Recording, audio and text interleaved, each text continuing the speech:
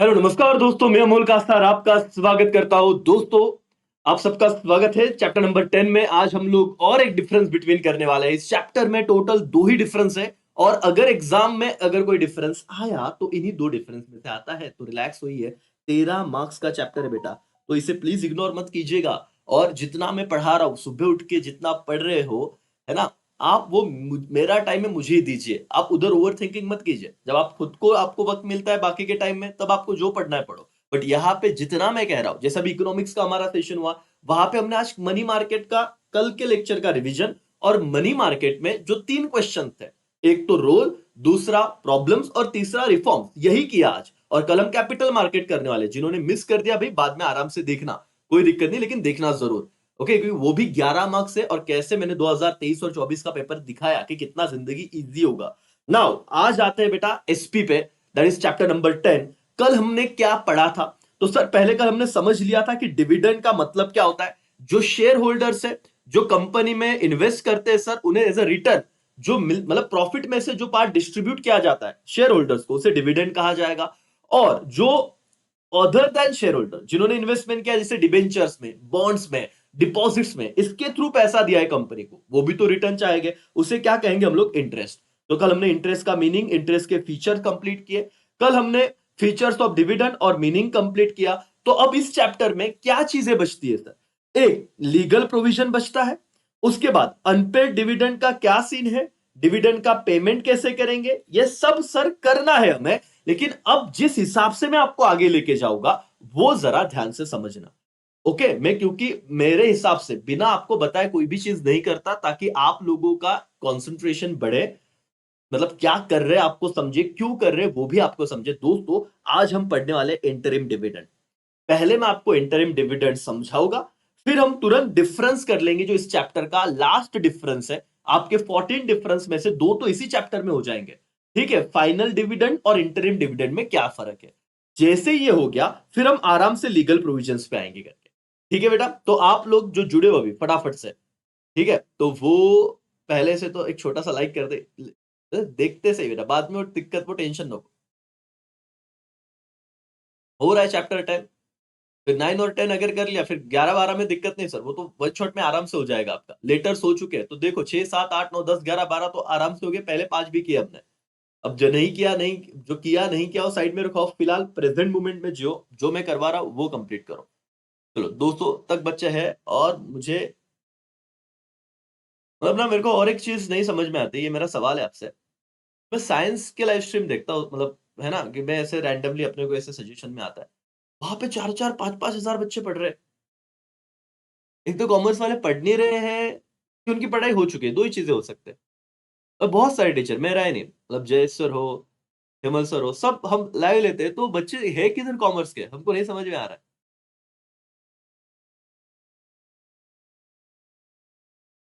तो ठीक है, जितने हैं भाई उतने तो अभी पढ़ लो। बाकी हो गया है पढ़ाई की क्या, बाद में और समझेगा, डोंट नो।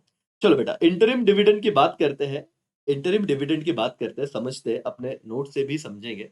और आपको कोई दिक्कत नहीं रहेगी। आज हम इंटरिम डिविडेंड पे जा रहे हैं, पहले नोट से समझ लो। ओके, अब यहाँ पे हम लोग शुरुआत करते हैं, तो एकदम रिलैक्स हो, अब पूरा फोकस लेक्चर पे।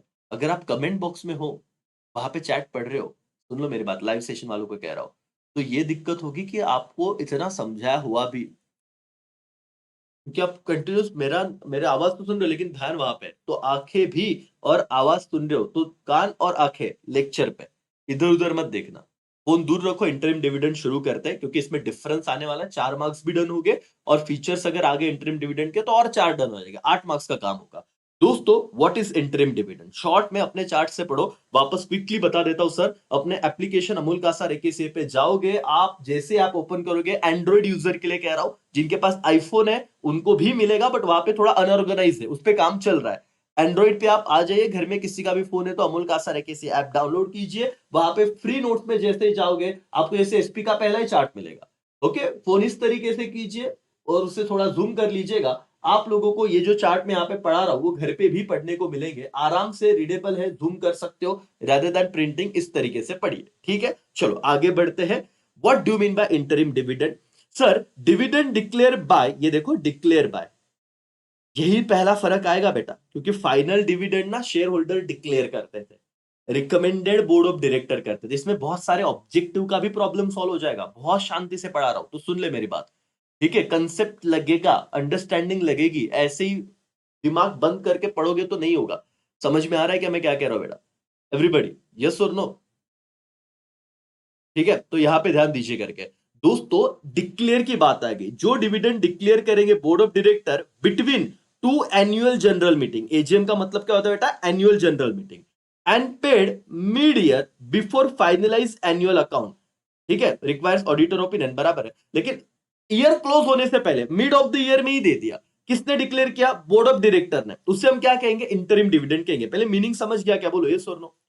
मीनिंग समझ लो, फिर डिफरेंस करने को आसानी होगी। Sir final dividend recommended by board of director था, डिक्लेयर्ड बाय शेयर होल्डर था। कौन सा? फाइनल। इंटरिम डिविडेंड डिक्लेयर ही कौन कर रहा है बेटा? Board of director, mid of the year. कहां पे? बिटवीन टू एजीएम, तो एनुअल जनरल मीटिंग के बीच में। इतना समझा? ठीक है। फीचर्स पे आएंगे। सबसे पहला फीचर है कि कौन डिक्लेयर करता है, तो declare by board. Power rest with board of director. Interim dividend देना है कि नहीं देना, ये किसके हाथ में अधिकार है, किसके हाथ में पावर है बेटा? तो बोर्ड ऑफ डायरेक्टर के हाथ में वो पावर है। दूसरा feature, partial payment, part of the total dividend for the year. भाई जितना है, मतलब बोला ना कि जितना टोटल, ये भी अभी टेक्स्ट बुक से ही बता दूंगा, तो आपका part of the total dividend जितना पूरे साल का, उसमें से कुछ हिस्सा वो आपको बिड में दे सकते हैं। डेप्रिसिएशन का एक पॉइंट है, पहले कंसेप्चुअल कर लेते हैं। Full year depreciation and must be provided, not appropriation. भले आप मिड में दे रहे हो बेटा, दो एजीएम के बीच में पे कर रहे हो डिविडेंड, तो आधे साल में पे कर रहे हो, ऐसे समझो। तो डेप्रिसिएशन आधा लगा है कि फुल ईयर का लगा है सर? कीवर्ड समझो, फुल ईयर डेप्रिसिएशन। बहुत बच्चों को ये समझता नहीं है राजा। मैं कीवर्ड यहां पे बता रहा हूं, फिर टेक्स्ट बुक में भी जाऊंगा और डिफरेंस भी करेंगे। भले आप मिड ऑफ द ईयर में, आधे साल में डिविडेंड डिक्लेयर कर रहे हो, आधे साल में डिविडेंड डिक्लेयर कर रहे हो, बट डेप्रिसिएशन, हम फीचर्स बता रहे हैं, डेप्रिसिएशन पूरे साल का ही माइनस करना या फुल ईयर डेप्रिसिएशन लगाना करके, ठीक है? नो रिजर्व, जो आपका इंटरिम डिविडेंड है वो रिजर्व में से पेड किया नहीं जाएगा, can not be paid from reserve. ये आईएमपी करो, इंटरिम डिविडेंड आपके रिजर्व में से पेड नहीं होगा। फाइनल डिविडेंड दे सकते हैं, लेकिन interim dividend can not be paid from reserves. Reserves क्या है सर? ऑलरेडी प्रोविजन में हमने रेगुलर में पढ़ा था, रिवीजन हम कर रहे हैं, फिर भी टेंशन मत लो। जो पैसा आपने साइड में निकाल के रखा है इसी कामों के लिए, रिजर्व एक्स्ट्रा पैसा है, ठीक है? ऑथोराइजेशन, आर्टिकल ऑफ एसोसिएशन और मेमोरेंडम ऑफ एसोसिएशन, ऐसे दो नाम होते हैं। जो अभी पहली बार पढ़ रहा है उसे तो लगेगा कि सर ये क्या चीज है भाई? कंपनी के इंपॉर्टेंट डॉक्यूमेंट्स है। तो आर्टिकल ऑफ एसोसिएशन में इसका ऑथोराइजेशन चाहिए, मतलब लिखा होना चाहिए कि अगर आपको इंटरिम डिविडेंड देना तो किसका परमिशन लगेगा सर? एओए का परमिशन लगेगा। एओए मतलब क्या? Article of association. ये फिलिंग द ब्लैंक्स के लिए आता है। सर वापस एक बार बताओ, थोड़ा कंफ्यूजन हो रहा है। सुन लो बेटा, आपको मैं क्या कह रहा हूं, आराम से सुनो। अगर आपको इंटरिम डिविडेंड देना है तो आपके पास दो बुक है, एक आर्टिकल ऑफ एसोसिएशन, एक मेमोरेंडम ऑफ एसोसिएशन। मेरा सवाल है, और मेरे सवाल को पूछ के जो समझा उस पर जवाब दो, ठीक है? नोटिंग अब घर पे, लेकिन बताते रहना, बोलते रहना, समझते रहना। क्या मुझे इंटरिम डिविडेंड देना है तो आर्टिकल ऑफ एसोसिएशन में लिखना कंपलसरी है क्या? Answer is yes. उसमें परमिशन होना जरूरी है, must be authorise by the board, मतलब उसमें लिखा होना चाहिए। रिजोल्यूशन, कौन सा रिजोल्यूशन लगेगा बॉस? बोर्ड रिजोल्यूशन लगेगा, कोई स्पेशल रिजोल्यूशन की बात नहीं, एक नाम याद रखो। सेपरेट बैंक अकाउंट में 5 दिन के अंदर, डिक्लेरेशन के 5 दिन के अंदर वो पैसा कहां पे क्रेडिट होना चाहिए? सेपरेट बैंक में क्रेडिट होना चाहिए। ओके, जिस दिन आप डिक्लेयर करोगे तो 30 डेज के अंदर पेमेंट हो जाना चाहिए, 30 दिन के अंदर आपने पैसा दे देना चाहिए। अगर वो अनपेड रहा, transfer to unpaid dividend account within 37 days. ये कैसा है पता है? 30 दिन में देना चाहिए, 30 दिन में नहीं दिया तो 7 दिन के अंदर ये unpaid dividend account, unpaid amount कहां पे ट्रांसफर कर दोगे? अनपेड डिविडेंड अकाउंट में। अब जो बच्चा ना ऐसे पूछ रहा होगा, सर अभी ये क्या है? तुम सिर्फ शांत बैठो, मेरी बातें सुनो, ओके? ये अनपेड डिविडेंड, ये वाला पॉइंट है, देख बेटा, ये अनपेड कहां पे गया? अनक्लेम और अनपेड डिविडेंड, कि 30 दिन के अंदर तुमने देना चाहिए। अगर 30 दिन खत्म हुए तो 7 दिन के अंदर आप वो उस अकाउंट में ट्रांसफर कर लो, इसलिए 30 और 7 ऐसे 37 डेज होते हैं मिला के, ठीक है? तो उसका लोड मत ले। यहाँ पे भी सेम चीज है कि अगर तुमने इंटरिम डिविडेंड डिक्लेयर किया और वो अनपेड रहा, अनक्लेम रहा, तो 37 डेज के अंदर इस अकाउंट में ट्रांसफर कर, ठीक है? और अगर 7 साल तक किसी ने वो पैसा मांगा ही नहीं तो आप इन्वेस्टर एजुकेशन प्रोटेक्शन फंड में ट्रांसफर करना है। यहां पे भी हम पढ़ने वाले हैं, देखो। आफ्टर 7 ईयर, 7 साल तक अगर किसी ने पैसा मांगा ही नहीं तो वो investor education and protection fund में जाता है। कहां पे राजा? ये वाले पॉइंट में, अनपेड और अनक्लेम डिविडेंड। तो ये प्रोविजन है कि फाइनल डिविडेंड आप डिक्लेयर कर रहे हो 30 दिन के अंदर दो, नहीं दिया तो 7 दिन के अंदर अनपेड डिविडेंड अकाउंट में ट्रांसफर करो, टोटल 37 डेज। और 7 साल तक भी किसी ने मांगा नहीं तो फाइनली 7 साल तक नहीं मांगा तो कहां पे जाएगा? Investor education and protection fund. ये पढ़ाना है मुझे, फिर भी मैंने आपको यहाँ पे आके बताया, बट स्टिल ये कुछ फीचर्स है। इसके फीचर्स है इंटरिम डिविडेंड। अब आपके मन में सवाल होगा कि सर ये तो थोड़ा बाउंसर जा रहा है, अब हम क्या करें? तो जिनको ऐसे लग रहा है करना तो है क्योंकि 13 मार्क्स है सर, तो आइए अब एक काम करते हैं, आपके ही बेनिफिट के लिए हम लोग 4 मार्क्स का काम कंप्लीट कर लेते हैं, डिफरेंस बिटवीन इंटरिम और फाइनल डिविडेंड। चलेगा एवरीवन? यस और नो? हाँ सर, कुछ पॉइंट तो समझेगा दोस्तों। याद रखना, जब आप इंटरिम और फाइनल डिविडेंड लिखोगे तो सबसे पहले आपको लिखना है मीनिंग, और मीनिंग में क्या होगा सर? इंटरिम जो डिविडेंड है वो declare and paid between 2 AGM, 2 annual general meeting के बीच में इंटरिम डिविडेंड पेड किया जाता है, जबकि फाइनल डिविडेंड जो है वो डिक्लेयर एंड पेड किया जाएगा after the close of financial year. जब आपका ईयर क्लोज होता है, जब आपका ईयर सेटल बंद हो जाएगा, मतलब ईयर क्लोज मतलब 31 मार्च हो गया, तो उसके बाद जो फाइनली ईयर एंड के बाद जो डिविडेंड मिलता है उसे फाइनल कहते हैं, और बिटवीन 2 एनुअल जनरल मीटिंग जो डिविडेंड दिया जाता है उसे इंटरिम डिविडेंड कहते हैं। मीनिंग तो लिख लोगे। Who declares, very very important, क्योंकि यहां पे ऑब्जेक्टिव आता है।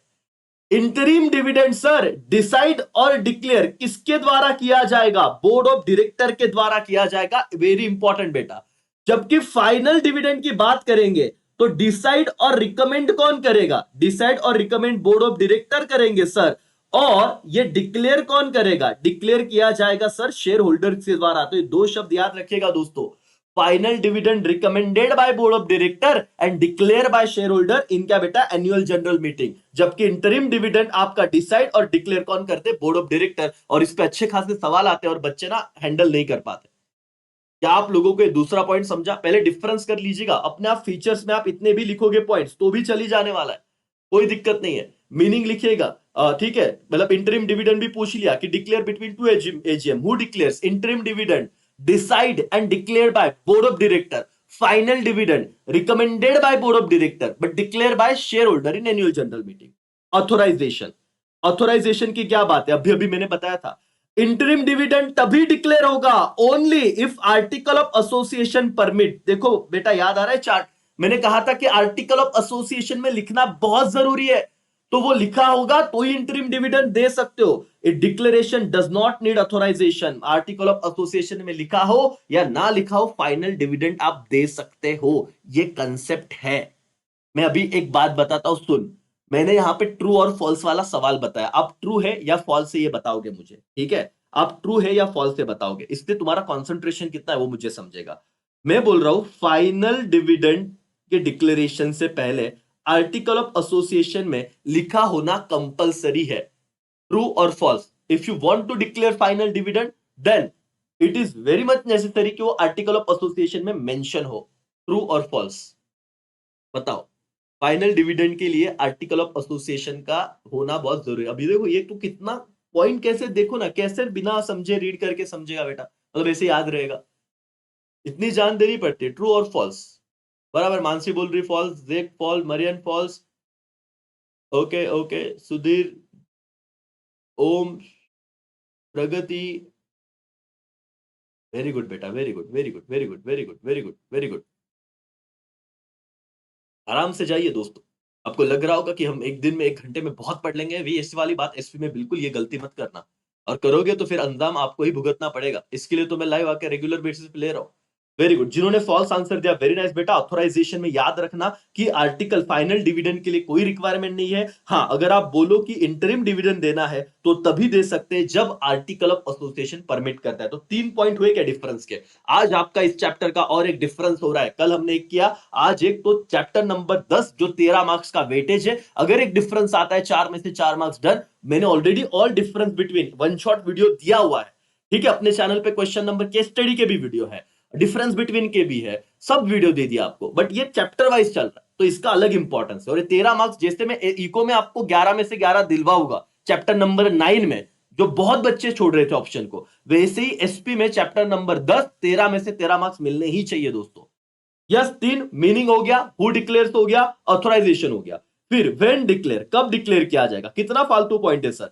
interim dividend declare between two annual general meeting of the company and final dividend declare at the annual general meeting of the company। Sir कितने simple point, 4 में से 4 marks मिलने ही चाहिए। interim dividend between two annual general meeting और final dividend at the end of the general meeting, ठीक है। now rate of dividend, rate of interim dividend is lower than final dividend, वाह वाह वाह वाह। और rate of final dividend always higher than क्या, interim dividend. Sir 4 में से 4 फिक्स अगर ये आता है तो 5 पॉइंट तो हमको सिंपल लिखते आगे sir. Rate of dividend interim dividend का क्या होगा, लो, और फाइनल का क्या होगा, हाई, बस।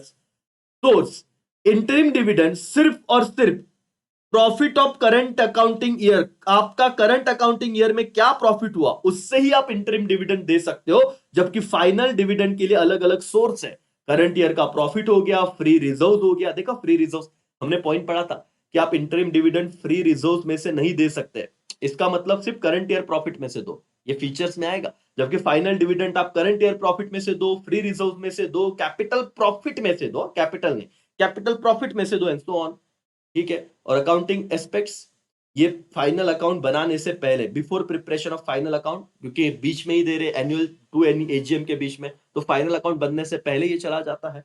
और it declares only after accounts of the year are prepared and finalised. तो अकाउंटिंग पॉइंट ऑफ व्यू से अकाउंट बनने से पहले, फाइनलाइज होने से पहले इंटरिम डिविडेंड, और फाइनलाइज होने के बाद फाइनल डिविडेंड, ये आपके 7 पॉइंट है बेटा। और मुझे ऐसा लगता है कि अगर आपके एग्जाम में ये क्वेश्चन आता है इंटरिम और फाइनल, तो ये चैप्टर नंबर 10 से होगा। और ये क्यों करा रहा हूं, क्योंकि इंटरिम डिविडेंड के फीचर्स भी हो जाएंगे आपके इसी के साथ। तो क्या आप लोग ज्यादा, आप वक्त के साथ, मतलब समय के टाइम पे मत देखो, अरे सर इतना टाइम हो गया, हम तो इतने टाइम में पूरा चैप्टर पढ़ लेते। अरे भाई वही तो दिक्कत थी ना, 13 मार्क्स तो पहले जेब में डाल ले, 10 मार्क्स ऑलरेडी लेटर के है, ऑब्जेक्टिव सब कराए हुए हैं। ओके, हेडर्स कंपलसरी है क्या भाई, हेडर्स में तुम्हें बताता हूं, चलो मेरे पास ध्यान दो, ठीक है।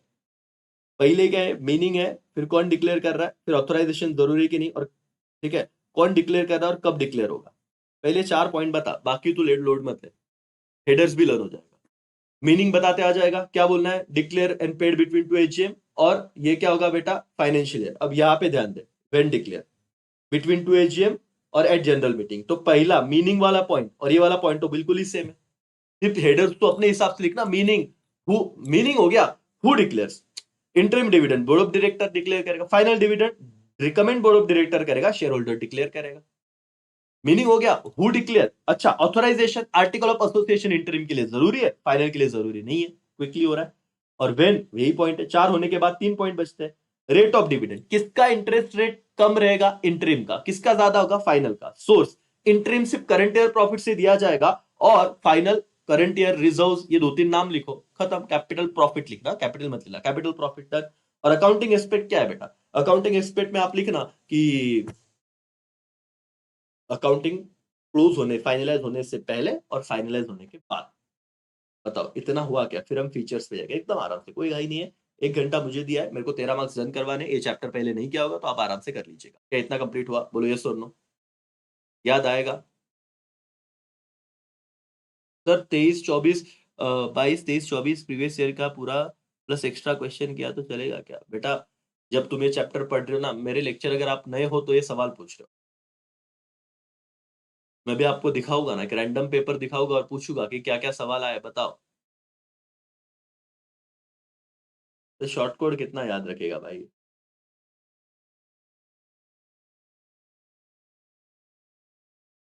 वो बनाऊंगा बट उसके अकॉर्डिंग आएगा नहीं ना। शॉर्ट कोड में तेरे को पहले ये याद रखा बेटा, शॉर्ट कोड के पीछे मत पड़। बेसिक 4 तो वर्ड याद रख लेना, पहले तो मीनिंग लिखना है, बट ऑब्वियस है, ये दिमाग में याद कर। मीनिंग लिखने के बाद तू क्या लिखेगा, कौन डिक्लेयर करता है, तो हु डिक्लेयर्स। फिर या आर्टिकल का, ये तेरे पॉइंट यहाँ पे होने चाहिए। शॉर्ट कोड में क्या करेगा भाई, वो तो ये तो एक दिमाग को सुकून है, बाकी कुछ नहीं ना, वो मिथ में मत फंसना। तू आंखें बंद करके सोचना कि मीनिंग लिख दे इंटरिम फाइनल का, फिर कौन डिक्लेयर करेगा, फिर उसके बाद वो आर्टिकल ऑफ एसोसिएशन वाला पॉइंट, तो लिख अपने हिसाब से। हेडर बना, हेडर क्या वही होना चाहिए जरूरी नहीं है, तुम अपने हिसाब से बना सकते हो उस पॉइंट से रिलेटेड। फिर व्हेन डिक्लेयर हो गया, फिर सोर्स क्या रहेगा, इंटरेस्ट रेट वाला पॉइंट लिख और अकाउंटिंग एस्पेक्ट वाला 6 लिखा तो भी चल जाएगा। तो ऐसे रिकॉल करो, आया ध्यान में? ठीक है, चलो डन। भाई और बहनों, अब आते हैं इंटरिम डिविडेंड के फीचर्स पे, ताकि एक पॉइंट हमारा डन हो जाए। मैं ऑलरेडी आपको करवा चुका हूं है, dividend declare by board of director between two annual general meeting, ऐसे मीनिंग लिखना। अगर सवाल आ गया तो उसे इंटरिम डिविडेंड कहते हैं। फीचर्स में आपको 10 फीचर्स दिए हैं सर, लेकिन आप कोई भी 5 फीचर्स कीजिए। कितने? 5 बताइए मुझे। पहले तो ये लिख देना, बोर्ड ऑफ डायरेक्टर के पास पावर है इंटरिम डिविडेंड डिक्लेयर करने का। ठीक है। दूसरा, देखो, interim dividend is only payment on account of whole dividend for that year. ये अगर नहीं आया तो छोड़ो इसे। डेप्रिसिएशन इंटायर ईयर का प्रोवाइड होता है, नॉट प्रोपोर्शनेटली। ठीक है। Interim dividend can not be paid out of any reserves या आईएमपी है भाई, तो करंट ईयर प्रॉफिट से ही आएगा, रिजर्व्स में से दिया जाएगा नहीं। Can not be paid out of any reserves. फिर कौन सा रिजोल्यूशन पास करना है? बोर्ड रिजोल्यूशन आपका पास होगा, board meeting and board resolution pass होगा इंटरिम डिविडेंड के लिए। ओके, अब ये देखना, ये सारी बातें। Interim dividend should be paid with in 30 days of declaration. अगर 30 डेज में नहीं पेड किया तो 37 डेज में कहां पे डाल दोगे? अनपेड डिविडेंड अकाउंट में। और 7 साल तक भी नहीं मांगा गया तो 7 साल तक भी नहीं मांगा गया तो 7 ईयर तक नहीं मांगा तो कहां पे ट्रांसफर कर दोगे? Investor education and protection fund. ये तो एकदम सिंपल है, 30 दिन के अंदर आपको देना है। अगर 30 दिन के अंदर नहीं मांगा गया तो 7 दिन के अंदर, मतलब 30 plus extra 7, total 37 days unpaid dividend account में डालना। और 7 साल तक नहीं मांगा गया तो investor education and protection fund में डालना। क्या इतना लिख पाओगे? बोलो यस और नो। ये सवाल कहां पे पता है? आ जाइए यहाँ पे, रिलैक्स रहिए, आराम से जाइए, कोई घाई नहीं सर।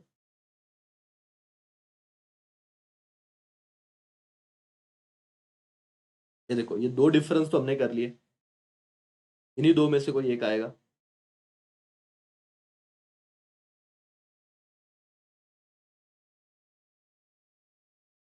देखो, ये अगर आ गया ना बेटा, तो आराम से आपके 4 में से 4 मार्क्स बन जाएंगे। इंटरिम डिविडेंड खत्म हुआ क्या? बोलो यस और नो एवरीवन। इतना समझा क्या आपको? सर एसपी का फर्स्ट 5 लेसन हार्ड है बेटा, पहले 5 लेसन इसलिए मैंने करा है, वो लेक्चर देखो, है ना? 5 करने के बाद ही हम आगे बढ़े।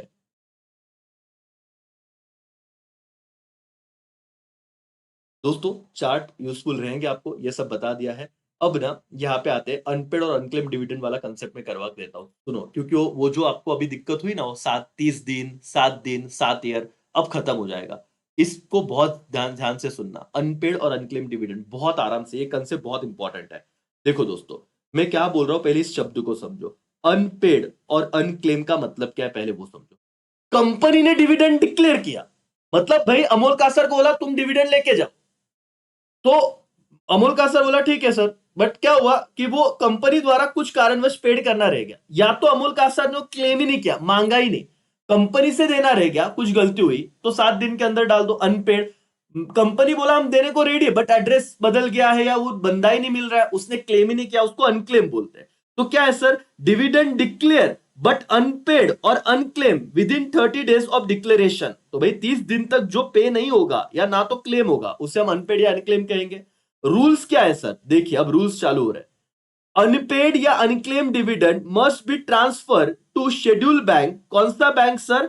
Unpaid dividend account. सबसे पहला पॉइंट ये कीजिए सर, ये प्रोविजन चालू हो गए। क्या चालू हो गए? अगर आपने 30 दिन, मतलब 30 दिन के अंदर अगर ना तो आपने डिविडेंड पेड किया ना तो किसी ने क्लेम किया, मतलब 30 दिन के अंदर अंदर अगर वो अनपेड है या अनक्लेम है, तो आप क्या करोगे? शेड्यूल बैंक में एक अकाउंट ओपन करोगे, अनपेड डिविडेंड अकाउंट। ओके।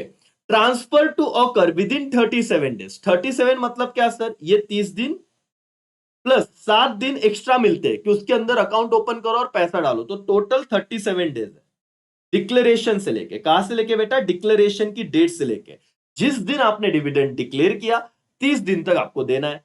नहीं अगर मिला तो और एक्स्ट्रा 7 दिन मिलेंगे, तो टोटल 37 डेज मिलेंगे from the date of declaration. कहां पे ट्रांसफर करना है? अनपेड डिविडेंड अकाउंट में। ओके, 30 दिन विषय खत्म। 90 days transfer of statement showing share holders detail, उनका नाम, address, unpaid account must be publish on companies और गवर्नमेंट अप्रूव वेबसाइट। मैं पूरा एक स्ट्रक्चर बताऊंगा तुम्हें, टेंशन मत लो, ये पूरा लर्न हो जाएगा। पहले प्रोविजन पढ़ लो, यही से पढ़ना, अब टेक्स्ट बुक में मत जाना यहाँ पे। इतना हो गया तो बहुत। ये प्रोविजन आपको इधर से ही पढ़ना है, चार्ट में से। मोबाइल में आइए और पढ़ते रहिए और लिखते रहिए, क्योंकि याद रहेगा, डेज भी याद रहेंगे। मैं अभी लिखवा के भी दूंगा, सुनो। 37 डेज हो गए, हमने अनपेड डिविडेंड अकाउंट में डाल दिया, बट आपको नाम तो पता था ना, तो आप क्या कीजिए, उस व्यक्ति का नाम, उसका एड्रेस, कितना अमाउंट अनपेड है, 1 लाख, 1,000, 10,000, 1 करोड़, ये सारी डिटेल आप कंपनी के वेबसाइट पे डालना कि भाई 90 दिन के अंदर, कितने दिन के अंदर बेटा, विद इन 90 डेज। मैं पूरा ये डेज का लिख के देता हूँ कैलकुलेशन, दिक्कत मत लो। फिर claimant can apply to company for payment, ये चौथा पॉइंट है। After 7 year of unclaim amount are transfer, लेकिन 7 साल तक अगर कोई नहीं आया तो ये कहां पे ट्रांसफर कर देंगे, investor education and protection fund. Claimant must follow prescribe procedure and submit document to claim from IEPF. अगर फिर भी क्लेमेंट को पैसा चाहिए तो उसने जो रिक्वायर्ड डॉक्यूमेंट है वो सबमिट करते हैं। बट सर अब प्रॉब्लम क्या है, वो आपके प्रॉब्लम मेरे को समझ रहा है, नोटबुक लेके बैठो और उस प्रॉब्लम को सॉल्व करो। बहुत बच्चे, अब मेरे को बताओ कैसे याद रहता है एक दिन पहले पढ़ के। हम क्या बोल रहे हैं सर, अगर कोई डिविडेंड अनपेड है और अनक्लेम्ड है, उसका प्रोविजन बताओ। बोलेगे ये पाठस निकले, एकदम सिंपल है, सुनो। पहला तो, आप लोग जब भी डिविडेंड डिक्लेयर करोगे, वो 30 दिन के अंदर क्या होना चाहिए बेटा, पेड। अगर 30 दिन के अंदर पेड नहीं किया, वो अनपेड है या अनक्लेम है, तो आपको 7 दिन देते हैं हम लोग। कितने दिन, 7 दिन। तो 7 दिन ले लीजिए, तो टोटल 30 और 7 कितने हो गए, 37 डेज। मैं लिख रहा हूं, वो नोटबुक में लिखते चलिए, आपका प्रोविजन का काम हो जाएगा। 37 days from the declaration, from the dividend क्या बेटा, डिक्लेरेशन। ठीक है, डिक्लेरेशन। डिक्लेरेशन आप कहां पे डाल दोगे, अनपेड डिविडेंड अकाउंट में। कहां पे ट्रांसफर कर दोगे, अनपेड डिविडेंड अकाउंट। तो ये 37 डेज हो गया। हाँ, फिर आप याद रखिए, ट्रांसफर तो कर दिया अनपेड डिविडेंड अकाउंट में, शेड्यूल बैंक में। 90 डेज के अंदर, 90 दिन के अंदर आप क्या कीजिए, उस व्यक्ति का नाम, जो जो आपका शेयर होल्डर है, उसका नाम, उसका एड्रेस, वो अमाउंट, वो सब ऑफिशियल वेबसाइट पे डाल दीजिएगा कि भाई इस व्यक्ति को हमको पैसा देना है, लेकिन वो अभी तक दिया, मतलब लेने नहीं आया, तो जगह पे भी है और हमारा वेबसाइट देख रहा है, तो आके लेके जाए। और सर, ये भी हो गया, ये भी हो गया, लेकिन 7 साल हो गए, 7 ईयर्स। 7 साल तक कोई मांगने नहीं आया, तो 7 साल तक भी अगर कोई मांगने नहीं आया दोस्तों, तो हम वो कहां पे ट्रांसफर कर देंगे, investor education and protection fund में ट्रांसफर कर देंगे पैसा। कहां पे ट्रांसफर कर देंगे, investor education and protection fund. देखो सिंपल बात है, 30 दिन प्लस 7, 37 डेज के अंदर अनपेड डिविडेंड अकाउंट में डालो। 90 डेज के अंदर आप अपने वेबसाइट पे डिक्लेयर करो, और 7 साल तक भी कोई मांगने नहीं आया तो investor education and protection fund में ट्रांसफर करना। ये था आपका लीगल प्रोविजन, खत्म हो गया। अपने मोबाइल में आके, ऐप में आके इतना पढ़ लेना, खत्म, आपको आउट ऑफ मार्क्स मिलेंगे। सर ये कहाँ पे था जरा बताइए, बताता हूँ।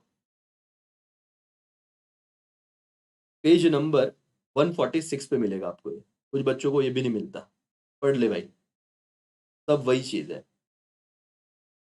अनपेड डिविडेंड अकाउंट ओपन करो, 7 दिन, 37 डेज, 90 डेज, फिर 7 ईयर्स। 7 ईयर में कहाँ पे ट्रांसफर करना है, आई इन्वेस्टर एजुकेशन फंड। तो ये इसमें से ही पढ़ना, 146, और ये चार्ट पढ़ लो, आराम से जाओ, कोई घाई मत करो। हो जाना चाहिए। इतना समझा क्या बेटा, यस और नो? चलो कमेंट करो, इतना समझा, यस और नो? लाइक करो रे बेटा, अभी क्या ही बोले क्या ही बोले, और कितना बोले। एकदम ये वाला क्लियर हुआ बेटा, बहुत बच्चों का ये वाला चीज क्लियर हुआ क्या? फिर मोड ऑफ पेमेंट भी कर लेते हैं, यस और no? Mariam yes, Mayuri yes, ठीक है। चलो आपके नाम भी तो पढ़ो। आप कहाँ से हो, जरा एक बार अपनी सिटी का नाम कमेंट करना बेटा। श्रुति का यस, जो बाद में तो पढ़े देखेंगे ही, लेकिन आज ये चैप्टर आपका, अभी मोड ऑफ पेमेंट भी कर लेंगे, अपने पास वक्त है, आज बहुत वक्त है। सर लेटर में फॉर्मेट बनाया तो कितने, सांगली, सांगली, कोल्हापुर, अच्छा, सातारा, नासिक, वेदिका, ओके, मुंबई। हाँ, महाराष्ट्र से ढोकला, बट ऑब्वियस महाराष्ट्र से रहोगे ना, महाराष्ट्र बोर्ड का ही पढ़ रहे हो। कुर्ला, नागपुर, मुंबई, नागपुर, नासिक, ठाणे, से फास्ट नाम आ रहे बेटा, कल्याण, हे, नासिक, डोंबिवली, ठाणे, चलो भाई और बहनों, आराम से डिविडेंड डिक्लेयर करने के बाद ये लॉ बोलता है, कायदा बोलता है कि लोगों को, शेयर होल्डर को मिलना चाहिए। जिनको नहीं समझा उसके लिए क्विकली रिवाइज करा रहा हूँ। डिविडेंड डिक्लेयर होने के बाद शेयर होल्डर को मिलना चाहिए विद इन 30 डेज। अगर नहीं मिला तो क्या? तो लॉ बोलता है अगर नहीं दिया या किसी ने नहीं मांगा तो 7 दिन के अंदर एक शेड्यूल बैंक में एक अकाउंट ओपन कीजिए जिसका नाम होगा अनपेड या अनक्लेम डिविडेंड अकाउंट। यहाँ पे दिया देखो, ठीक है, ठीक है, यहाँ पे देख लीजिए अनपेड डिविडेंड अकाउंट। तो टोटल 37 डेज हो गए।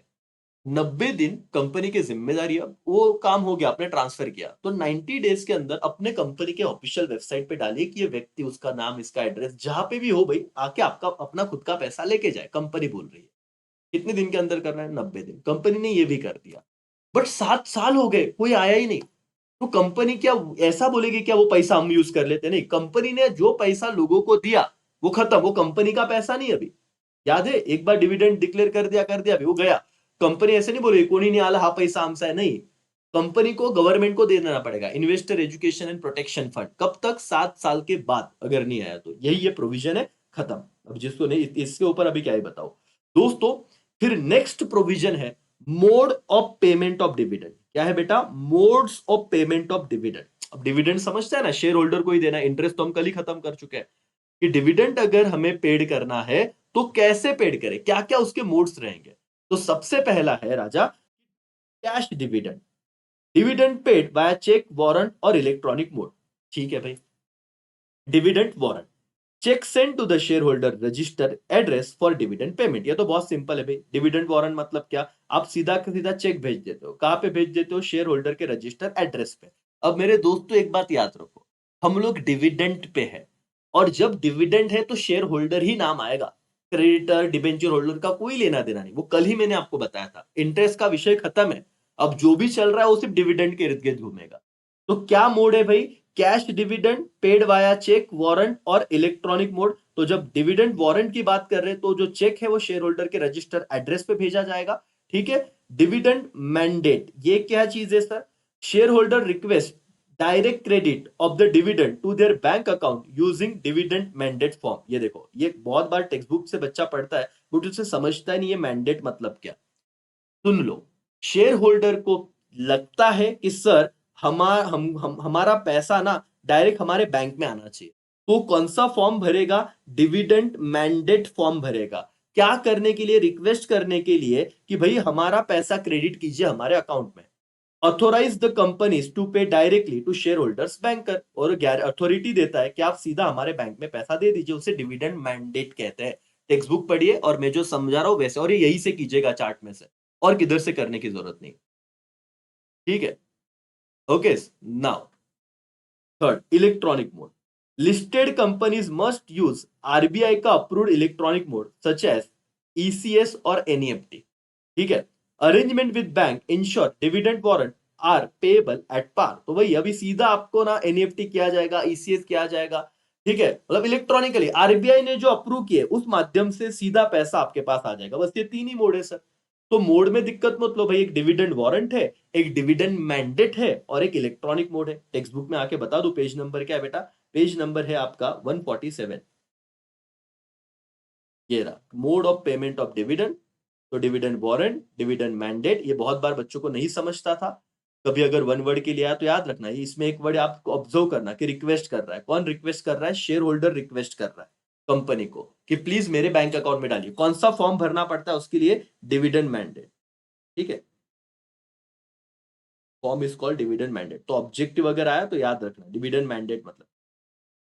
और बाकी तो इलेक्ट्रॉनिक मोड है, ECS, electronic clearing service, NEFT, इसी के द्वारा आएगा, कोई विषय नहीं, एट पार, खत्म। तो सर और मैडम देखिए,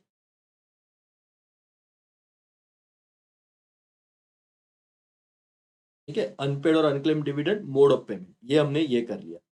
तो हमारा इतना चैप्टर हो चुका है 13 मार्क्स का, और इसमें कोई दिक्कत नहीं है। वेरी वेरी इंपॉर्टेंट क्या बेटा? फीचर्स थे, हमने इंटरेस्ट कर लिया, इंटरिम डिविडेंड कर लिया, ये दोनों तो एकदम आराम से किए। अनपेड और अनक्लेम डिविडेंड में याद है 37 डेज, 90 डेज और 7 साल। और मोड ऑफ पेमेंट में 3 मोड थे, वो हमने देख लिए। और ये नोट से ही पढ़ना बस, बाकी कुछ मत करना, कुछ मत। बहुत इजी चैप्टर है, बहुत इजी चैप्टर है। बेटा एक ही चीज बार बार कैसे बताओ, इंटरिम डिविडेंड का डेफिनेशन ऑलरेडी बताया, तुम अभी लाइव जुड़े हो 34 मिनट या 30 मिनट तो पहले से देखिए, कोई जरूरत नहीं कि अभी से देखो, अभी आपको समझेगा नहीं, जो बीच में आया वो बहुत मेहनत कर रहे बच्चे जो शुरुआत से देख रहे हैं, ठीक आहे. खूप टेन्शन आलं बेटा, म्हणून तर मी तुमच्या सोबत आहे बेटा सकाळी, है ना. 1-3 तास का मागतोय मी, कारण की टेन्शन नको यायला, काहीतरी रिव्हिजन होईल. तुम क्या कर रहे हो, तुम कैसे भी ढोकले जैसा पढ़ रहे हो उठ के, अरे टेंशन है, अभी अभी जाग आ रही है, अभी सब सब अभी नींद खुल रही है, पढ़ लेंगे. अरे भाई ऐसे नहीं होगा, ये एसपी कितना आराम से चलने दे, लेकिन अच्छे से कर, प्रोविजन वाली बात है बेटा. अब एक ही चीज रह गया, लीगल प्रोविजन, और बहुत ईजी है बेटा, ये आज हो जाएगा अपना चैप्टर, कि डिविडेंड डिक्लेयर करने के लिए क्या क्या लीगल प्रोविजन है, जरा समझिएगा. सबसे पहले है legal provision for source of dividend. Source म्हणजे तुम्ही ते पैसे देणार कुठून, ये फाइनल डिविडेंड की बात चल रही है. तो उन्होंने कहा कि सोर्स ऑफ डिविडेंड में क्या रहेगा, करंट ईयर का profit, profit of the current financial year after depreciation and transfer to reserve. उन्होंने क्या कहा जरा समझो, मैं आपको बहुत आराम से समझा के बताता हूं. एक सपोज रिलायंस इंडस्ट्री है, उसको 100 करोड़ का प्रॉफिट हुआ, कितना करोड़ का, 100 करोड़ का. उसमें से डिप्रिसिएशन माइनस किया 10 करोड़, तो 100 में से 10 गए, कितना बचा बेटा, 90. उसमें से रिजर्व में ट्रांसफर किया 10 करोड़, कितना बचा, 80. तो सुनिए क्या कहा, इस लैंग्वेज को समझिए, टेक्स्ट बुक में आ जाइए. अब क्या बेटा, legal provision for source of dividend, text book में मैं आपको लेके आता हूं. बहुत बच्चे ना इधर भी गन करते हैं कि सर इतना पैनिक हो रहे कि वो टेक्स्ट बुक में भी नहीं आता. देखो लीगल प्रोविजन, पेज नंबर है आपका राजा 144 पे आओ, 144 पे आओ, और चार्ट्स में पढ़ा रहा हूं, आप टेक्स्ट बुक में रहिएगा. क्या है सर, कि करंट ईयर प्रॉफिट में आपको बस इतना लिखना है, चार्ट मोबाइल में मिलेंगे, कि profit of the current year, current financial year, लेकिन कब, after depreciation and transfer to reserve. Depreciation minus करना, रिजर्व को ट्रांसफर कर देना, ये दोनों चीजें एक बार चली गई, उसके बाद जो पैसा बचेगा उसमें से करंट ईयर प्रॉफिट में से आप डिविडेंड दे सकते हो. खत्म सर. वापस एक बार बताओ मालिक क्या है, हम लोग क्या देख रहे हैं लीगल प्रोविजन में, कि सोर्स क्या है. लीगल प्रोविजन है सोर्स, डिविडेंड बांटना है, बट कहां से बांटे, current year profit, but after what बेटा, डिप्रिसिएशन एंड रिजर्व में ट्रांसफर करने के बाद. ठीक है. फिर दूसरा है प्रीवियस ईयर प्रॉफिट. क्या है बेटा दूसरा, previous year profit, profit from any previous year after providing depreciation. वही लिखना है, current year profit, previous year profit. और गवर्नमेंट फंड, गवर्नमेंट फंड का मतलब अगर कोई पैसा, मनी प्रोवाइडेड बाय सेंट्रल और state government for dividend payment, अगर सेंट्रल या राज्य सरकार, स्टेट राज्य सरकार या केंद्र सरकार, इसके द्वारा जो पैसे दिए गए कंपनी को डिविडेंड देने को, उस वे से भी आप पैसा दे सकते हो. तो चलो, सोर्स ऑफ डिविडेंड में 3 बातें बताओ, current year profit, previous year profit, government fund. यहां से आए हुए पैसों से आप डिविडेंड बांट सकते हो. हाँ, है ना. तो आपकी कोई गलती नहीं थी, ऐसे ऊपर ऊपर से पढ़ो ही मत बेटा, आराम से जाओ. कैपिटल प्रॉफिट कंडीशन है, देखो बेटा, कैपिटल में से आप कभी भी डिविडेंड नहीं दे सकते. ये हमने फीचर्स में पढ़ा था, यहां पे बताता हूं, कंपैरिजन के लिए नोट्स इसीलिए लाया था. ये देखो, यहाँ पे कहां पे गया, एक पॉइंट है, ये देखो, ये देखो. अब विद ट्रू और फॉल्स में कंफ्यूजन नहीं होना चाहिए.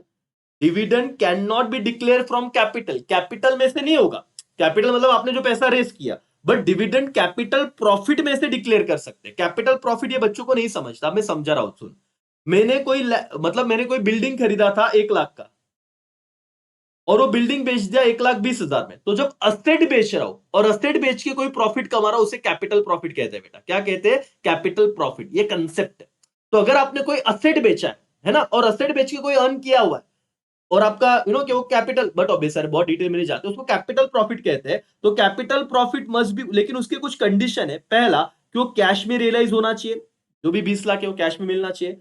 कंपनी के आर्टिकल ऑफ एसोसिएशन में उसका परमिशन चाहिए कि कैपिटल प्रॉफिट में से आप डिविडेंड दे सकते हो. और profit must remain after revaluation of assets and liability. तो ये पूरा रिवैल्यूएशन कर लो असेट्स लायबिलिटी का, उसके बाद भी आपका प्रॉफिट बचना चाहिए. तो ये 3 सब पॉइंट है कि सर आप कैपिटल प्रॉफिट में से, हेडर याद रखो कि सोर्स ऑफ डिविडेंड क्या है. एक तो आपका source of dividend current year profit, previous year profit, government का फंड. नहीं तो आप कैपिटल प्रॉफिट में से भी दे सकते हो with some condition. And last, capital exclusion, dividend cannot be paid out of capital.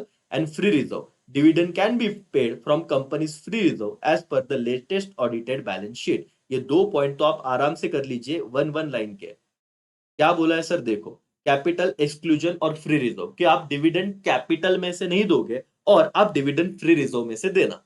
Okay, और कैपिटल प्रॉफिट में से दे सकते हैं क्या? हाँ सर, कैपिटल प्रॉफिट में से दे सकते हैं, बट कंडीशन है कि वो कैश में मिलना चाहिए, आर्टिकल ऑफ एसोसिएशन में लिखा होना चाहिए, दो कंडीशन लिख, बाकी नहीं लिखा तो भी चलेगा। और क्या था सर? फिर current year profit, previous year profit और गवर्नमेंट, खत्म हो गया। आओ यहाँ पे टेक्स्ट बुक में आओ। आपको अगर लीगल प्रोविजन पूछा ना बेटा, सोर्स ऑफ डिविडेंड, तो ए, बी, सी और डी, चार ही पॉइंट है। सी और डी तो तुरंत हो जाएगा, तो डरो मत, पेपर में ऐसे मत बोलना कि हमको नहीं आएगा करके। पेपर में ऐसा मत बोलना हमको नहीं आएगा, समझ लो मेरी बात। अगर तुम्हें यह सवाल आता है कि सोर्स ऑफ डिविडेंड का लीगल प्रोविजन बोलो, डरो मत। सी और डी तो एकदम सिंपल है कि dividend can not be paid out of capital, but dividend can B paid out of free reserve. Free reserve में से दे सकते हैं, दो पॉइंट लिख, तो दो तो प्रोविजन हो गए।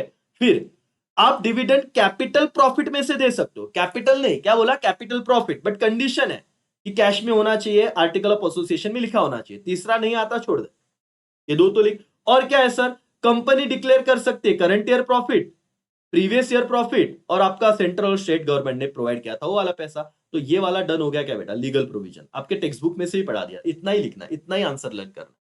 एवरीबडी, एवरीबडी, यस और नो?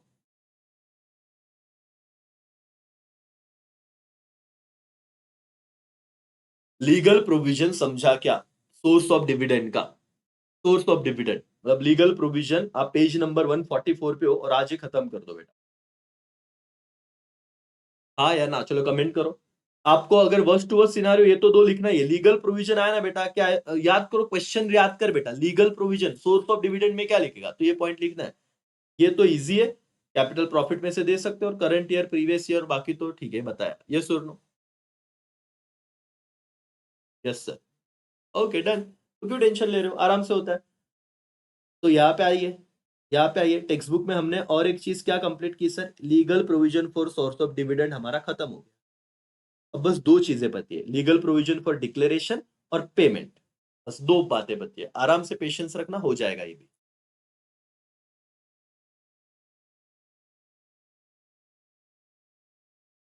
ओके ओके, चलो चार्ट पे आते हैं sir. Legal provision for declaration of dividend, तो याद रखना क्वेश्चन कैसे आएगा, ऐसे लीगल प्रोविजन वाला। और लीगल प्रोविजन में क्या आएगा बेटा? यहाँ पे आपको पूछा गया है कि डिक्लेरेशन कैसे करोगे। कितने पॉइंट है? बोर्ड मीटिंग होगा, पहला पॉइंट। शेयर होल्डर का अप्रूवल होगा, दूसरा पॉइंट। सेपरेट बैंक अकाउंट खोलोगे, तीसरा पॉइंट। लिस्टेड कंपनी के लिए क्या क्या रिक्वायरमेंट है, चौथा पॉइंट। बुक क्लोजर हो गया, रिकॉर्ड डेट हो गया उसी में, और प्रोहिबिशन टू पे डिविडेंड, कौन सी कंपनी डिविडेंड नहीं पे कर सकती। तो चार पॉइंट है टोटल। अब मुझे पता है आपको नहीं करना, ठीक है, मत करना। मैं जितना बता रहा हूं उतना सुन तो लो। मैं क्या बोल रहा हूं, रटना मत। बट अभी लेक्चर में आया हो ना, तो सुन के जाओ कि क्या है। ये इतना कर लिया, ये मत करना भाई, क्योंकि बहुत बड़ा पॉइंट है। बट तुम्हें क्या है भाई, मैं जो बता रहा हूं ना, एक बार आराम से सुन लो, बाकी तो कोई दिक्कत नहीं है।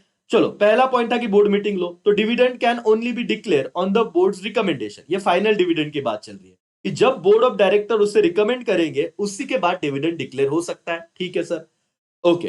बोर्ड मीटिंग में क्या क्या डिसीजन होता है? तो बोर्ड मीटिंग में rate and amount of dividend decide किया जाता है। आपका बुक कब क्लोज होगा ये डिसाइड किया जाता है।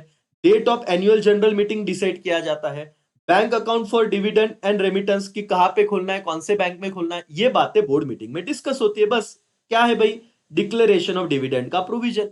तो डिविडेंड डिक्लेयर करने से पहले सबसे पहले बोर्ड मीटिंग होगा। और आप भले याद नहीं करना है, रटना नहीं है, ठीक है। मैं क्या कह रहा हूं कि आपके मन को सुकून होना चाहिए कि एटलीस्ट चैप्टर कंप्लीट हो गया, इसीलिए हम लोग कर रहे हैं। तो इसमें कहना कि, और यही चार्ट से करो, मोबाइल में जाने का, और इस चैप्टर पे एक एसपी में सारे चार्ट दे दिए, चैप्टर 1 to 12। इस चैप्टर पे आके इतना कर लो बस। ओके, शेयर होल्डर का अप्रूवल, भाई फाइनल डिविडेंड के एंगल से बेटा, कोई अवगढ़ नहीं, बोर्ड रिकमेंड करेगा। Dividend must be approved by share holder by ordinary resolution at AGM. अब ऑर्डिनरी रिजोल्यूशन याद नहीं आ रहा है, तो तुझे इतना तो याद आ रहा है डिफरेंस का पॉइंट, कि फाइनल डिविडेंड की बात चल रही है। फाइनल डिविडेंड में क्या होता है? Recommended by board of director and approved by क्या, share holder in annual general meeting. वाह सर, तो इतने दो, कुछ नहीं लिखेगा ऐसे मत कर बेटा। जब तुझे कुछ सपोर्ट नहीं रहेगा एसपी में, तो ये याद रखना कि अगर इस तरह का सवाल आता है, क्या डिक्लेरेशन ऑफ डिविडेंड का लीगल प्रोविजन बताओ, तो एकदम सिंपल है, तूने डिफरेंस क्या याद रख। पहला, बोर्ड ऑफ डायरेक्टर रिकमेंड करेगा बोर्ड मीटिंग में। दूसरा, शेयर होल्डर अप्रूव करेगा एजीएम में। ये दो पॉइंट तो लिख। फिर दुनिया बोलते हमसे नहीं होगा तो उसका मत सुनो, तुम मेरे हिसाब से ध्यान दो और कंप्लीट कर लो। और इतना पॉइंट है, अभी टेक्स्ट बुक का ही है बॉस, तो तुम ऐसे छोड़ के नहीं चलोगे। Share holder can approve lower rate but not higher rate, तो यही तो याद रखना, यही दिया है टेक्स्ट बुक में। शेयर होल्डर क्या बदलाव कर सकता है और ऐसे करेगा नहीं, वो ढोकला है क्या? शेयर होल्डर बोले कि लोअर इंटरेस्ट रेट रिकमेंड करेगा बट हाई नहीं। अब मेरे को सोच बताओ, कंपनी शेयर होल्डर को ही डिविडेंड दे रही है, कंपनी बोलेगी 10%, तो शेयर होल्डर तो ज्यादा ही मांगेगा ना, 12।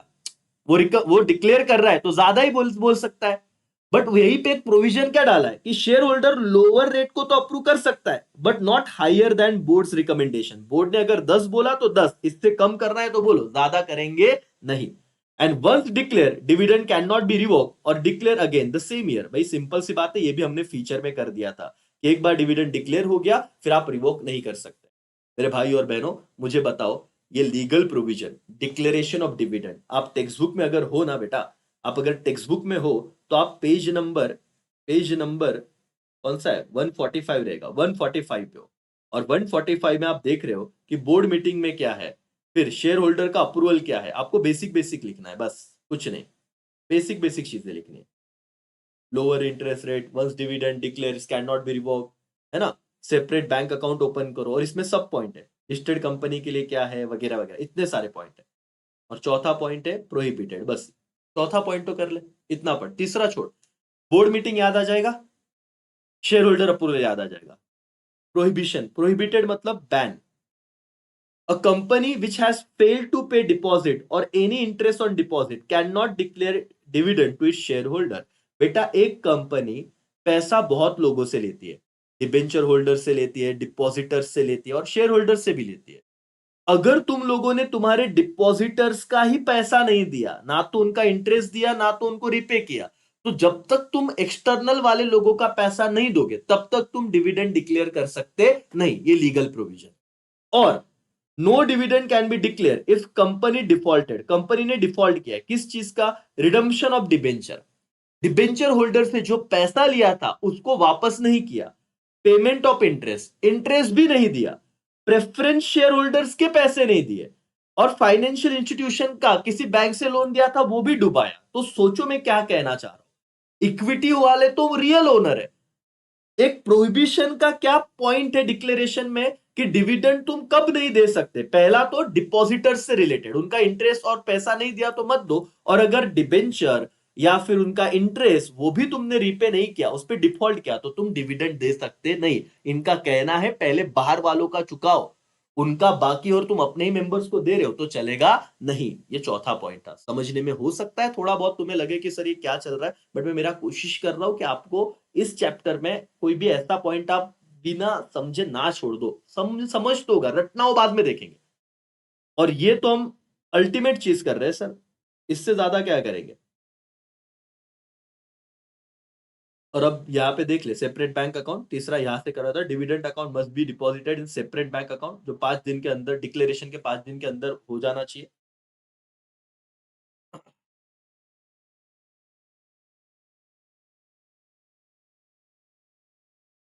चार्टचा पीडीएफ कुठे भेटेल बेटा, एप्लीकेशन मध्ये भेटेल। हाँ एक्सरसाइज में नहीं है, लेकिन फिर भी एक बार ऑब्जेक्टिव में आएगा तो देख लेते हैं। 2 दिन वगैरह तो ये ठीक है, ये आप वन टाइम इससे पढ़ लेना चार्ट में से, 7 वर्किंग डेज छोड़ो। अब सीधा इस पे आओ, ये सिंपल है। Legal provision for payment of dividend, सिर्फ वन टाइम रीडिंग, रिवीजन है ये। आपको पेपर में कैसे करना है सर, आपके सारे सवाल तो इधर से ही आ जाएंगे। मीनिंग हो गया, फीचर्स हो गया, इंटरिम डिविडेंड हो गया, उसके बाद इंटरेस्ट हो गया, ये काफी है। ये तो शायद आएगा भी नहीं, बट ऐसे होता है ना, हम स्टूडेंट है सर, अब तुम्हारे साथ बैठे, बट आप करवा दो एक बार, आए ना आए वो बाद में देखेंगे। तो अभी 3 पॉइंट मैंने करवा दिया, अभी यहाँ पे आ जाओ मोड ऑफ पेमेंट में। सॉरी, यहाँ पे लीगल प्रोविजन फॉर पेमेंट, कितना सिंपल ये कर लिया कि payment in cash, dividend must be paid in cash not in kind, ये तो हमने कितनी बार पढ़ा है फीचर्स में। तो ये बता रहा हूं कि तुमने किया हुआ है, बस इधर उधर की चीजों यहाँ पे ला रहे legal provision. Payment method, dividend may be paid in cheque, warrant और इलेक्ट्रॉनिक मोड, तो ये अभी पेमेंट में तो हमने किया था, डिविडेंड वारंट चेक वगैरह, ये सारी बातें। फिर joint holding share, dividend warrant is sent to the first name joint holders register address और address provided by the share holder. अब ये क्या सीन है पता है, कि अगर कोई व्यक्ति ने जॉइंट नेम पे शेयर लिया, मिस्टर ए और मिस्टर बी, तो शेयर तो दो बंदों के नाम पे, तो सवाल ये कि डिविडेंड वारंट किसके घर पे भेजे? तो जो पहला नाम रहेगा, first name in share holder register, इन दोनों में से जिसका पहला नाम होगा रजिस्टर में, उसके घर पे, उसके एड्रेस पे हम लोग क्या करेंगे, ये जो भी डिविडेंड वारंट है भेज देंगे। आप टेक्स्ट बुक में देखते जाओ। फिर टाइम लिमिट फॉर पेमेंट, कितना सिंपल है, ये भी हमने किया हुआ है। Dividend must be paid with in 30 days from the date of declaration. वाह सर, कुछ नया नहीं है, सब चीजें हो चुकी है हमारे, बस लीगल प्रोविजन के नाम पे आप पे चिपका दिया है। बाकी फीचर्स में हमने किया ही था कि एक बार डिविडेंड डिक्लेयर हुआ तो 30 दिन के अंदर देना।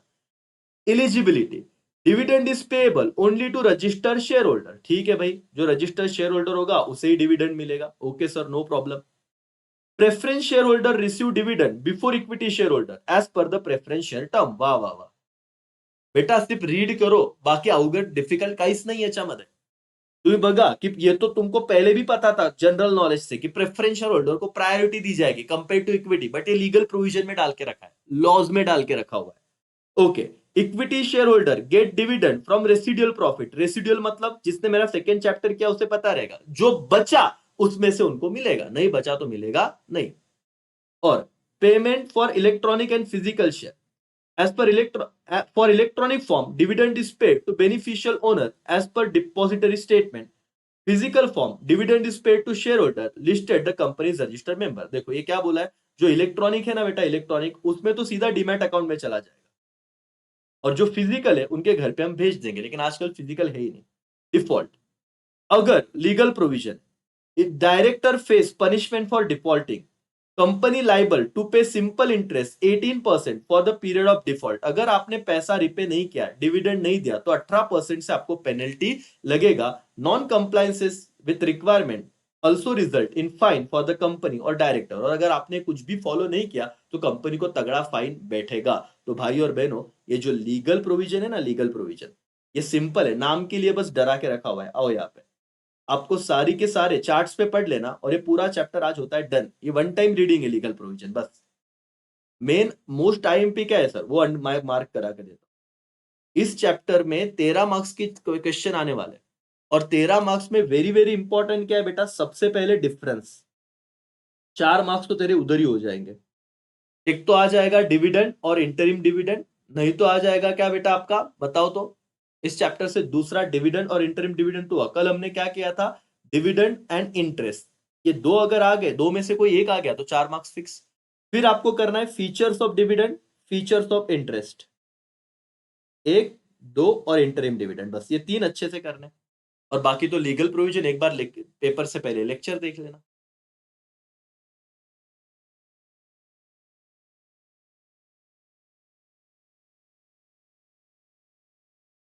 एक मिनट, तो बोल रहे हैं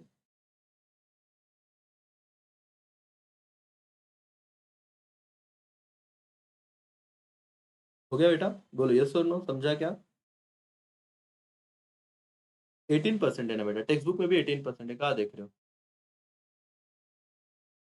12% नहीं दिया हुआ है, 18% है लास्ट वाला। लेकिन तुम अपने चार्ट्स में से पढ़ो मोबाइल में, ठीक है? वापस एक बार बताता हूँ, अभी पेपर देखना एसपी का, आप देखिए भाई 2023 का पेपर देखिए, और आप ढूंढिए सवाल कि कहाँ से तुम्हें, क्या यहाँ पे दिख रहा है क्या तुम्हें कोई क्वेश्चन? 2023 का पेपर है, इस चैप्टर से कोई क्वेश्चन दिख रहा है क्या रे बेटा? 1 2 3 4 बताओ कौन सा क्वेश्चन है, बताओ बताओ बताओ।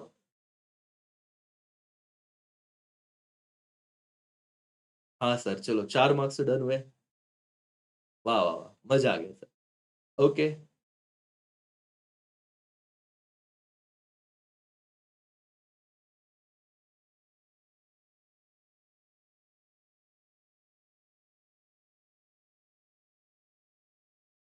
ये तो तुम्हें आ ही जाएगा दूसरा वाला, उसमें कोई दिक्कत नहीं। ठीक है, 4। अच्छा, और मैं बताना चाहूंगा तुम्हें, 2024, 2024 में दिख रहा है क्या बेटा कुछ? 2024 में,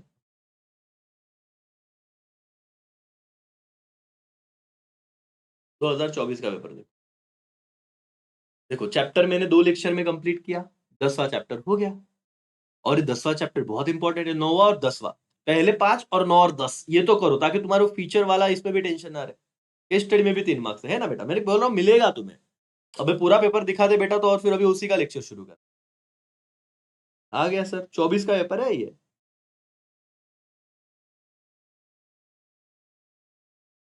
वाह वाह वाह। ये देखो, और एक 24 का देख लो, 4 और 4 8 मार्क्स का तो यही पे सर खत्म। दिख रहा है क्या? ढूक लो। देखो भाई 2024 का पेपर है। Explain the features of interim dividend. हाँ, समझ रहा है। इस बात पे लाइक ठोक दो।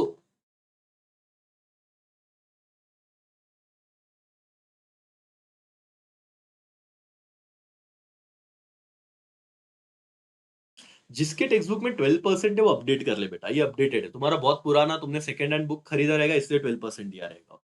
ठीक है, वो 18 कर ले उससे, रिक्वेस्ट है।